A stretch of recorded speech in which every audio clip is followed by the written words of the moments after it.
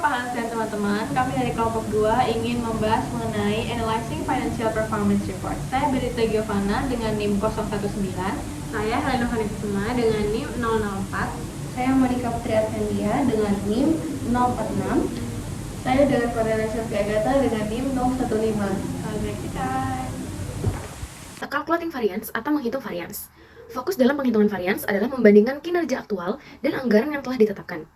Manajer operasional yang kompeten tidak hanya melihat kinerja optimal berdasarkan kesesuaiannya pada anggaran, tetapi juga terus berorientasi pada perbaikan berkelanjutan. Sebagian besar perusahaan melakukan analisis bulanan terhadap perbedaan pendapatan dan pengeluaran aktual dengan anggaran yang telah ditetapkan, baik untuk setiap unit bisnis maupun organisasi secara keseluruhan. Analisis menyeluruh diperlukan untuk mengidentifikasi penyebab varians dan unit bisnis yang bertanggung jawab atas varians tersebut. Sistem yang efektif dapat melacak varians hingga ke tingkat manajemen terendah. Pada Exhibit 10.1 adalah contoh laporan kinerja keuangan yang diketahui pada bulan Januari.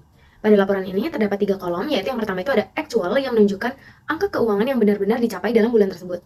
Kemudian ada budget, yaitu target atau estimasi yang telah direncanakan sebelumnya. Dan actual better or worse than budget, yaitu indikator yang menunjukkan apakah nilai actual lebih baik atau lebih buruk dibandingkan dengan budget yang direncanakan.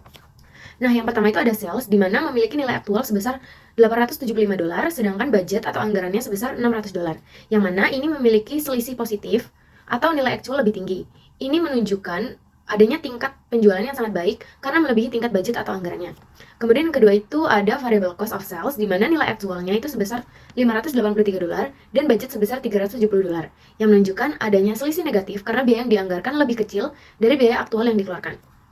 Selanjutnya itu adalah contribution, yang mana nilai aktualnya itu sebesar $292 dan budgetnya sebesar $230, yang memiliki selisih positif di mana walaupun terjadi peningkatan biaya variabel, namun margin keuntungan tetap terjaga.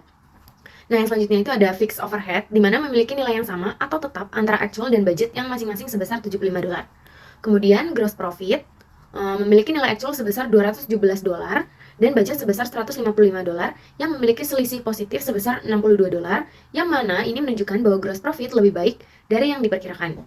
Nah, kemudian itu ada selling expense dan administration expense, di mana masing-masing memiliki selisih negatif sebesar $5, yang menunjukkan adanya kenaikan biaya operasional dari yang diperkirakan. Nah, kemudian yang terakhir itu ada profit before tax, di mana memiliki nilai actual sebesar $132 dan budget sebesar $80, sehingga memiliki selisih positif sebesar $52, yang menunjukkan adanya peningkatan profitabilitas perusahaan. Dan yang keempat, coba hitung dampak secara spesifik dan terpisah untuk setiap faktor penyebab dengan memvariasikan faktor tersebut, dengan mencoba memutar satu tombol atau faktor dalam waktu tertentu dan tetap mempertahankan semua faktor yang lain tetap konstan untuk memastikan pengaruh faktor tersebut dapat diidentifikasi dengan jelas. Yang selanjutnya adalah langkah-langkah untuk memahami dan melakukan analisis varians dengan kerangka analitis. Nah, berikut adalah langkah-langkahnya. Yang pertama, mengidentifikasi faktor utama yang mempengaruhi profit seperti harga jual dan volume penjualan. Kemudian yang kedua, menguraikan semua varians profit berdasarkan faktor penyebab utamanya. Misalkan, diidentifikasi bahwa varians terjadi pada perubahan harga jual karena adanya peningkatan biaya bahan baku. Maka, untuk menguraikan varian atas harga jual tersebut dapat dilakukan berdasarkan biaya bahan baku. Kemudian yang ketiga itu ada fokus pada dampak profit dari varians setiap faktor penyebab. Yang keempat, coba hitung dampak secara spesifik dan terpisah dengan mencoba memutar satu tombol atau faktor dalam waktu tertentu dan tetap mempertahankan semua faktor yang lain tetap konstan untuk memastikan adanya pengaruh faktor tersebut dapat diidentifikasi dengan jelas. Yang kelima, tambahkan kompleksitas secara berurutan atau yang disebut dengan metode peel the onion, di mana analisis dimulai dari analisis yang sederhana secara bertahap hingga ke analisis yang lebih kompleks. Dan yang keenam, hentikan proses ketika kompleksitas yang ditambahkan tidak menambah wawasan yang berguna bagi faktor penyebab yang mendasari keseluruhan varians profit. Varians dibagi menjadi dua, yaitu yang pertama revenue variance yang dapat dibagi berdasarkan area penjualan dan distrik penjualan. Kemudian yang kedua itu ada expense variance yang dapat dibagi berdasarkan pabrik dan departemen dalam pabrik.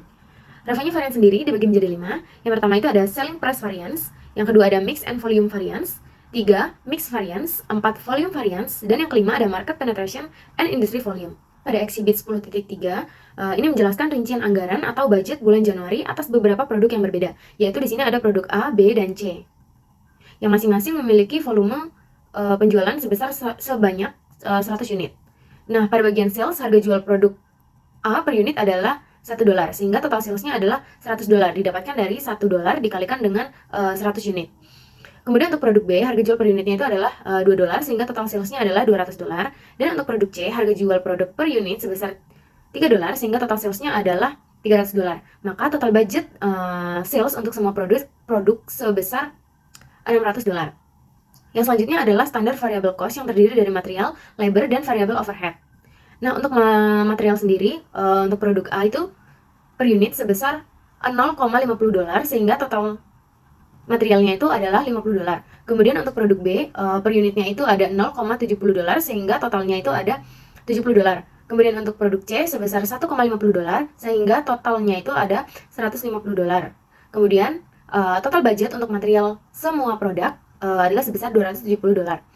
Nah, yang selanjutnya itu ada labor, di mana untuk produk A per unit itu ada $0,10 sehingga totalnya itu adalah $10. Kemudian produk B per unit $0,15 sehingga totalnya itu adalah $15. Sedangkan untuk produk C per unit itu ada $0,10 sehingga totalnya adalah $10. Maka total budget untuk labor semua produk sebesar $35. Kemudian untuk variable overhead, untuk produk A per unit sebesar $0,20 sehingga untuk totalnya itu ada $20. Untuk produk B per unit sebesar $0,25 sehingga totalnya $25. Dan untuk produk C per unit sebesar $0,20 sehingga totalnya adalah $20. Maka total budget untuk variable overhead semua produk sebesar $65.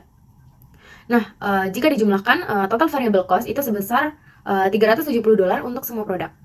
Nah, kemudian ada contribution, di mana total budget contribution untuk semua produk sebesar $230. Nah, yang selanjutnya itu ada fixed cost yang dibagi menjadi 3. Yang pertama itu adalah fixed overhead yang masing-masing produk sebesar $25 sehingga total budget untuk fixed overhead sebesar $75. Kemudian untuk selling expense itu masing-masing produk sebesar $17 sehingga total budget untuk semua produk itu adalah $51. Kemudian untuk administrative expense itu masing-masing produk sebesar $8 sehingga total budget untuk administrative expense semua produk sebesar $24. Maka total fixed cost untuk semua produk itu sebesar $150. Nah, yang terakhir itu ada profit before tax, di mana produk A mengalami kerugian sebesar $30. Kemudian produk B mendapatkan keuntungan sebesar $40 dan C mendapatkan keuntungan sebesar $70. Sehingga total budget untuk profit before tax sebesar $80. Yang mana ini menunjukkan meskipun salah satu produk mengalami kerugian, tetapi keseluruhan bisnis tetap bisa mendapatkan keuntungan. Selling price variance, di mana selling price variance ini dihitung dengan cara mengalihkan selisih antara harga aktual dan harga standar dengan volume aktual. Nah, contoh dari perhitungannya dapat kita lihat di Exhibit 10.4.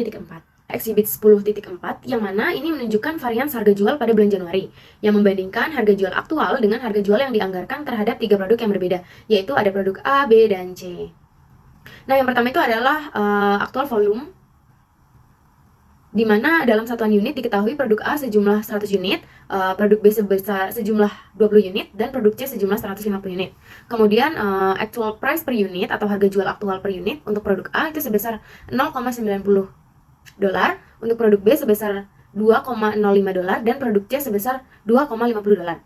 Kemudian untuk budget price per unit atau harga yang dianggarkan untuk setiap unit yaitu yang pertama untuk produk A itu ada $1, untuk produk B ada $2, dan produk C $3. Kemudian actual over or under budget per unit untuk produk A itu mengalami under budget sebesar $0,10. Untuk produk B itu over sebesar $0,05, dan produk C itu under sebesar $0,50.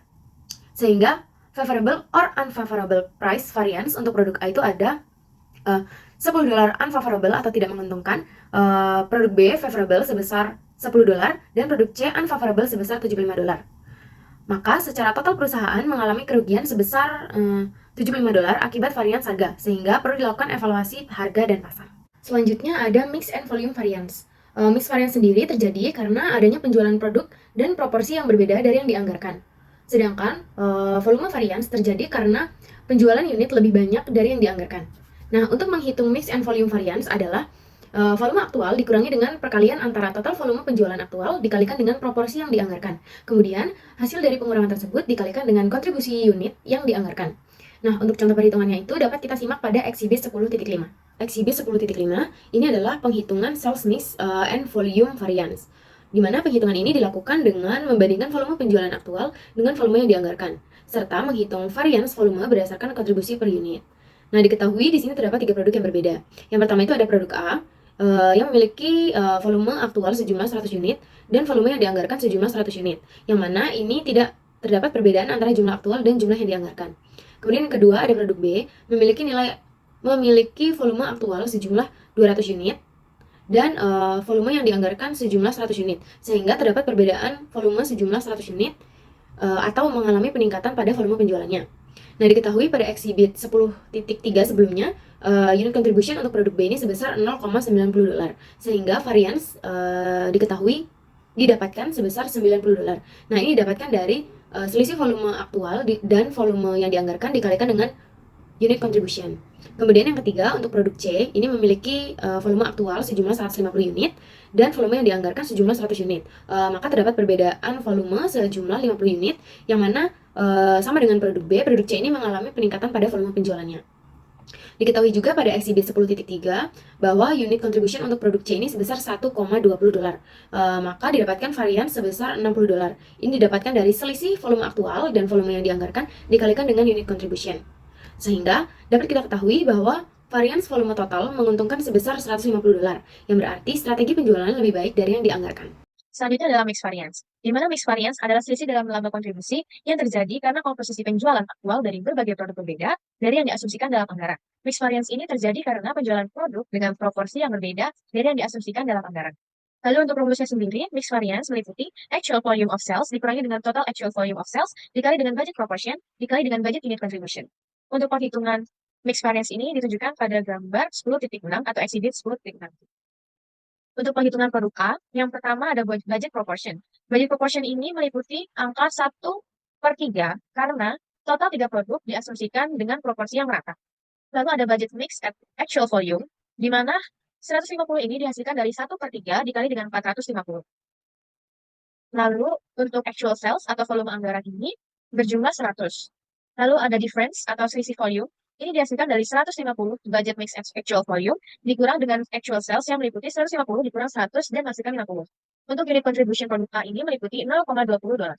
Lalu yang terakhir ada variance. Variance ini didapatkan dari difference dikali dengan unit contribution yang menghasilkan 50 dikali dengan 0,20 yang menghasilkan $10. Selanjutnya ada volume variance yang dihitung dengan total actual volume of sales dikali dengan budget persentase dikurangi dengan budget sales yang telah dikalikan dengan budget unit contribution. Untuk total budget mix at actual volume diketahui sebesar 450, total budget volume sebesar 300. Lalu untuk difference, 150 dikurangi dengan 100 menghasilkan 50.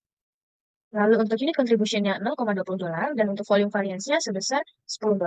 Selanjutnya ada analisis pendapatan, di mana variance pendapatan bisa dibagi lagi.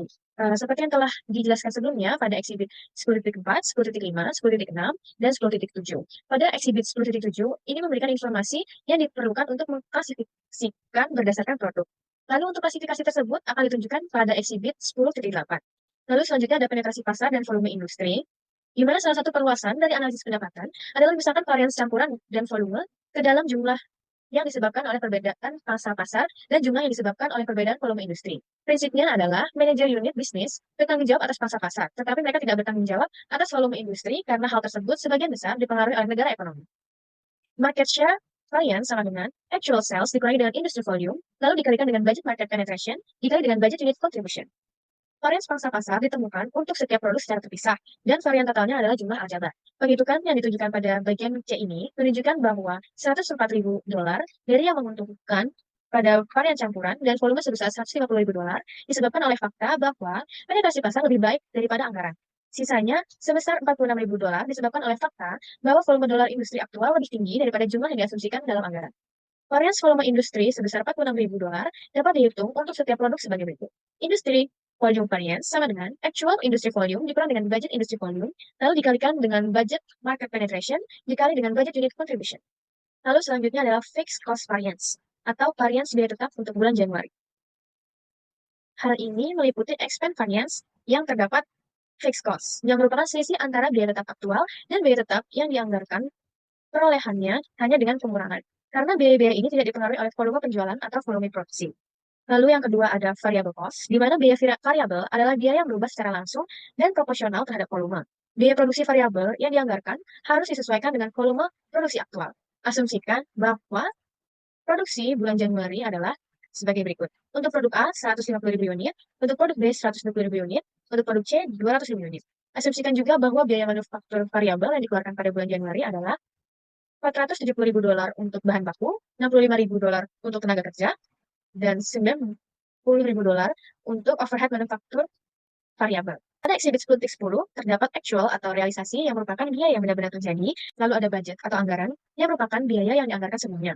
Lalu yang terakhir ada favorable or unfavorable variance, di mana favorable or unfavorable ini merupakan selisih antara realisasi dan anggaran, di mana selisih tanda negatif atau dengan tanda kurung berarti tidak menguntungkan, atau unfavorable, di mana biaya aktual lebih besar dari anggaran. Pada exhibit 10.10 terdapat fixed overhead, di mana budget $75 ini diambil dari anggaran bulan Januari pada exhibit 10.3, lalu fixed overhead ditetapkan sebesar $75.000. Lalu pada actual, $75 ini merupakan hasil atau sesuai dengan laporan keuangan actual pada bulan Januari yang terdapat pada exhibit 10.1, yang realisasi fixed overhead ternyata sesuai anggaran. Sehingga untuk variance-nya 75 dikurang 75 sama dengan 0, yaitu tidak ada variance. Dapat dilihat pada tabel, favorable or unfavorable variance pada fixed overhead tidak ada. Lalu yang kedua ada selling expense. Terdapat budget $50 yang ditetapkan dalam anggaran Januari sebagai biaya penjualan tetap, dapat ditemukan dalam exhibit 10.3 atau catatan anggaran operasional. Lalu pada angka 50, itu merupakan nilai aktual biaya penjualan dari exhibit 10.1 atau pada laporan kinerja, di mana realisasinya ini melebihi anggaran. Untuk penghitungan variance-nya, actual sebesar 55 dikurang dengan budget sebesar 50 yang menghasilkan 5 atau unfavorable yang bisa dibilang dengan tidak menguntungkan. Lalu yang terakhir ada administrative expense, budget sebesar $25 tercantum dalam anggaran sebagai biaya tetap untuk administrasi, lalu pada actual sebesar $30 merupakan laporan actual menunjukkan pengeluaran administrasi lebih besar dari anggaran. Untuk penghitungan variance-nya sendiri sama seperti selling expense, actual sebesar $30 dikurangi dengan budget sebesar $25 yang menghasilkan $5. Ini merupakan unfavorable atau tidak menguntungkan. Pada exhibit 10.11 menjelaskan mengenai varians biaya produksi variabel untuk bulan Januari dalam ribuan dolar. Lalu dibagi menjadi beberapa bagian utama, di mana ada produk ABC yang menunjukkan biaya untuk masing-masing produk, ada juga total jumlah biaya dari semua produk, dan juga actual yang merupakan total biaya yang benar-benar terjadi. Ada juga favorable atau unfavorable variance, di mana selisih antara total anggaran dan realisasi. Ada juga selisih negatif, berarti tidak menguntungkan, atau unfavorable, yang artinya biaya aktual lebih besar dari anggaran. Kemudian untuk material sendiri memiliki total anggaran sebesar $459, biaya aktualnya $470. Lalu biaya variansnya $11, biaya aktualnya lebih besar $11. Kemudian labor atau tenaga kerja memiliki total anggaran sebesar $53. Kemudian ada biaya aktualnya sebesar $65, biaya variansnya ada $12, biaya aktualnya lebih besar $12.000. Kemudian ada overhead, di mana total anggarannya terdapat $10, biaya aktualnya $90, lalu biaya variansnya $10, yang artinya biaya aktual lebih kecil $10.000 atau favorable. Total keseluruhan, di mana terdapat total anggaran sebesar $612, biaya aktual $625, dan variansnya $13. Artinya secara total terjadi pemborosan $13.000 dibanding anggaran, yang mana unfavorable. Singkatnya, meskipun biaya overhead variabel lebih hemat dari anggaran, biaya material dan tenaga kerja lebih anggaran, sehingga total menghasilkan varian tidak menguntungkan sebesar $13.000. Pada exhibit 10.12 menjelaskan mengenai summary perform report untuk bulan Januari dengan ribuan dolar, yang merangkum kinerja keuangan perusahaan dengan membandingkan hasil aktual dengan anggaran dan menganalisis sumber-sumber variansinya. Di mana ada actual profit sebesar $132.000, budget profitnya sebesar $80.000, varians atau selisihnya sebesar $50.000, di mana merupakan laba aktual melebihi anggaran sebesar $50.000. Ini merupakan hasil yang menguntungkan. Kemudian terdapat revenue variance, di mana price-nya sebesar $75, yang artinya harga jual lebih rendah dari yang dianggarkan, termasuk unfavorable atau tidak menguntungkan. Kemudian ada campuran produk atau mix sebesar $35, artinya kombinasi produk yang dijual memberikan hasil lebih baik dari anggaran atau favorable, yang berarti menguntungkan. Kemudian terdapat volume, di mana sebesar $115, artinya jumlah unit yang terjual lebih tinggi dari anggaran atau favorable. Kemudian terdapat net revenue variance sebesar $75, yang merupakan total pendapatan lebih baik dari anggaran. Kemudian terdapat variable cost variance, di mana ada material yang sebesar $11, di mana biaya lebih besar dari anggaran. Kemudian untuk labornya $12, yang merupakan biaya lebih besar dari anggaran. Kemudian ada variable overhead-nya, di mana sebesar $10.000, yang merupakan biaya lebih kecil daripada anggaran. Selanjutnya ada next variable cost variance sebesar $13. Secara keseluruhan biaya variabel lebih besar daripada anggaran atau unfavorable. Fixed cost variance, di mana terdapat selling expense atau biaya penjualan sebesar $5. Biaya cenderung lebih besar dari anggaran. Kemudian ada administrative expense, di mana sebesar $5. Biaya juga lebih besar dari anggaran. Selanjutnya ada net fixed cost variance sebesar $10, di mana biaya lebih besar dari anggaran atau unfavorable. Untuk total variance-nya terdapat $52. Ini berasal dari selisih positif di pendapat sebesar $75 dikurangi selisih negatif di biaya variabel sebesar $13 dan biaya tetap sebesar $10 yang menghasilkan total $52 laba lebih tinggi dari anggaran. Kemudian ada periode waktu perbandingan. Yang pertama, contoh tersebut membandingkan anggaran Januari dengan aktual Januari. Beberapa perusahaan menggunakan kinerja untuk tahun berjalan sebagai dasar perbandingan untuk periode yang berakhir pada tanggal 30 Juni. Mereka akan menggunakan jumlah yang dianggarkan dan aktual untuk 6 bulan yang berakhir pada tanggal 30 Juni daripada jumlah untuk bulan Juni. Perusahaan lain membandingkan anggaran untuk keseluruhan tahun dengan estimasi kinerja aktual saat ini untuk tahun tersebut. Jumlah aktual untuk laporan yang disiapkan pada tanggal 30 Juni akan terdiri dari angka aktual untuk 6 bulan pertama ditambah estimasi pendapatan dan pengeluaran terbaik saat ini untuk 6 bulan kedua. Kemudian ada perbandingan anggaran tahunan dengan ekspektasi terkini atas kinerja aktual untuk keseluruhan tahun menunjukkan seberapa dekat manajer unit bisnis berharap untuk memenuhi target laba tahunan. Jika kinerja untuk tahun berjalan lebih buruk daripada anggaran untuk tahun berjalan, ada kemungkinan bahwa defisit akan diatasi dalam bulan-bulan yang tersisa. Di sisi lain, kekuatan yang menyebabkan kinerja aktual berada di bawah anggaran untuk tahun berjalan mungkin diharapkan akan terus berlanjut selama sisa tahun yang akan membuat angka akhir berbeda secara signifikan dari jumlah yang dianggarkan. Manajemen senior memerlukan estimasi laba yang realistis untuk keseluruhan tahun, baik karena hal ini itu mungkin menunjukkan perlunya mengubah kebijakan dividen untuk mendapat uang tunai tambahan atau untuk mengubah tingkat pengeluaran diskresi dan juga karena estimasi terkini atas kinerja tahun tersebut sering diberikan pada analisis keuangan dari pihak luar lainnya. Kemudian, mendapatkan estimasi yang realistis itu sulit. Manajer unit bisnis cenderung optimis tentang kemampuan mereka untuk tampil di bulan-bulan yang tersisa, karena jika mereka pesimis menimbulkan keraguan atas kemampuan mereka untuk mengelola, sampai batas tertentu kecenderungan ini dapat diatasi dengan menempatkan beban pembuktian pada manajer unit bisnis untuk menunjukkan bahwa tren terkini dan volume margin dan biaya tidak akan berlanjut. Meskipun demikian, estimasi keseluruhan dari tahun ke tahun masih lemah, sedangkan kinerja aktual merupakan masalah catatan. Alternatif yang mengurangi masalah ini adalah melaporkan kinerja baik untuk tahun berjalan maupun untuk tahun secara keseluruhan. On gross margin, yang dimana fokus on gross margin ini merupakan fokus analisis kinerja keuangan yang tidak lagi hanya berfokus pada harga jual produk, tetapi lebih fokus pada gross margin atau margin kotor. Dalam perusahaan, terkadang harga jual produk bisa berubah karena kondisi pasar, misalnya karena persaingan atau inflasi. Jadi jika perusahaan hanya fokus pada harga jualnya saja, maka penilaian kinerja bagian pemasaran bisa jadi tidak adil. Oleh karena itu, banyak perusahaan lebih memilih fokus pada gross margin atau margin kotor, yaitu selisih antara harga jual dan biaya produksi standar. Tujuannya agar evaluasi kinerja lebih adil dan lebih mencerminkan kemampuan unit kerja dalam menjaga profitabilitas.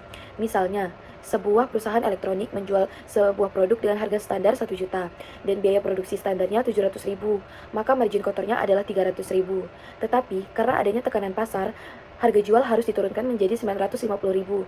Jika produksi tetap 700.000, maka margin kotornya turun menjadi 250.000.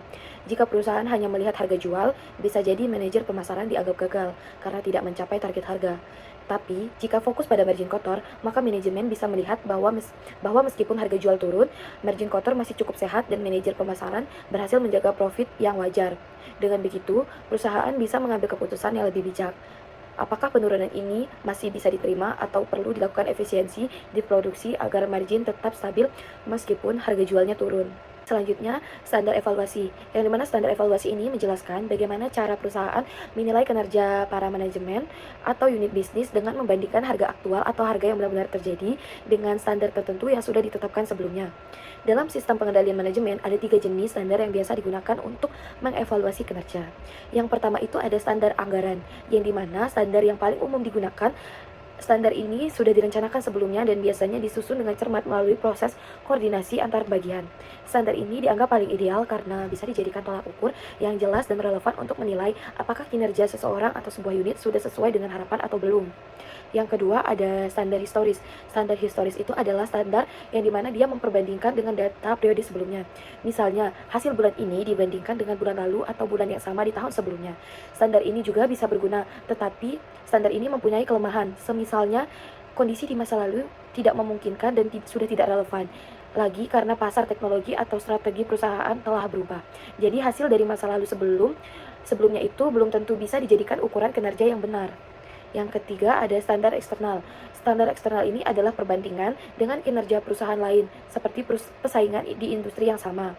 Misalnya, perusahaan membandingkan profit marginnya dengan perusahaan sejenis yang dianggap paling unggul di industri. Meskipun bermanfaat, penggunaan standar eksternal ini juga punya tantangan, karena tidak semua data perusahaan pesaing tersedia atau bisa dibandingkan dengan secara langsung. Selanjutnya, limitation on standard, yang dimana menjelaskan bahwa standar atau anggaran yang digunakan untuk menilai kinerja tidak selalu dijadikan patokan yang benar. Terkadang, standar dibuat tanpa perhitungan yang tepat, atau bisa juga sudah tidak cocok lagi karena kondisi perusahaan yang sudah berubah. Misalnya, jika harga baku tiba-tiba naik tajam karena krisis global, maka standar biaya yang ditetapkan sebelumnya bisa saja tidak sesuai lagi. Jadi, sebelum mengevaluasi apakah suatu varians selisih antara hasil aktual dan anggaran itu baik atau buruk, perusahaan harus memeriksa dulu apakah standar yang digunakan itu masih valid. Kalau standar tidak lagi relevan, maka varians sudah tidak memberikan informasi yang benar. Full cost system merupakan cara perusahaan menghitung biaya produksi dengan memasukkan semua jenis biaya, baik yang variabel seperti bahan baku dan tenaga kerja langsung, maupun biaya tetap seperti sewa pabrik atau penyusutan mesin. Dalam sistem ini, jika jumlah yang diproduksi lebih banyak dari yang dijual, maka sebagian biaya tetap tersimpan dalam persediaan atau stok, bukan langsung jadi beban biaya. Sebaliknya, jika barang yang dijual lebih banyak dari yang diproduksi, maka biaya tetap yang sebelumnya ada di persediaan ikut masuk ke laporan laba rugi. Sistem ini berguna untuk mencatat semua biaya secara lengkap, tapi bisa membuat laporan laba rugi terlihat lebih baik atau lebih buruk tergantung pada perubahan jumlah persediaan. Maka dari itu, perusahaan perlu menghitung dan melaporkan varians volume produksi agar pengaruh dari perubahan persediaan bisa terlihat dengan jelas. Selanjutnya, amount of detail atau tingkat rincian. Dalam analisis kinerja keuangan, istilah ini merujuk pada seberapa dalam atau seberapa rinci laporan keuangan dianalisis untuk membantu manajemen memahami penyebab perbedaan antara anggaran dan hasil aktual. Analisis ini juga umumnya dilakukan secara bertahap. Pendekatan ini sering diibaratkan seperti mengupas bawang, yang dimana membuka satu persatu lapisan informasi untuk menemukan akar permasalahannya. Proses ini dimulai dari tingkat yang paling umum, kemudian masuk ke bagian lebih spesifik jika diperlukan. Dalam sistem pengendalian manajemen, terdapat dua jenis biaya utama yang perlu dipahami. Yang pertama ada engineering cost, yang dimana biaya ini dapat dihitung secara logis berdasarkan hubungan langsung dengan aktivitas atau output. Contohnya seperti biaya bahan baku atau tenaga kerja langsung. Karena biayanya bisa dihitung secara teknis, maka jika terjadi selisih, hal itu bisa dijadikan ukuran kinerja. Yang dimana semakin kecil selisihnya atau bahkan lebih rendah dari anggaran, biasanya itu dianggap sebagai kinerja yang baik, selama kualitas tersebut tetap terjaga. Dan untuk yang kedua itu ada discretionary cost, yang dimana discretionary cost ini adalah biaya yang tidak bisa diukur secara langsung dengan output dan lebih bergantung pada keputusan manajemen. Contohnya adalah biaya pelatihan, riset, atau iklan. Varians pada jenis biaya ini tidak selalu menunjukkan baik atau buruknya kinerja. Misalnya, jika relasi biaya jauh lebih kecil dari anggaran, itu bisa saja menandakan bahwa kinerja penting tidak dijalankan secara optimal. Oleh karena itu, analisis terhadap kedua jenis biaya ini harus dilakukan dengan pendekatan yang berbeda agar manajemen dapat mengambil keputusan yang tepat sesuai dengan konteksnya. Limitation of variance analysis. Analisis variance berguna untuk membandingkan hasil aktual dengan anggaran, namun memiliki keterbatasan.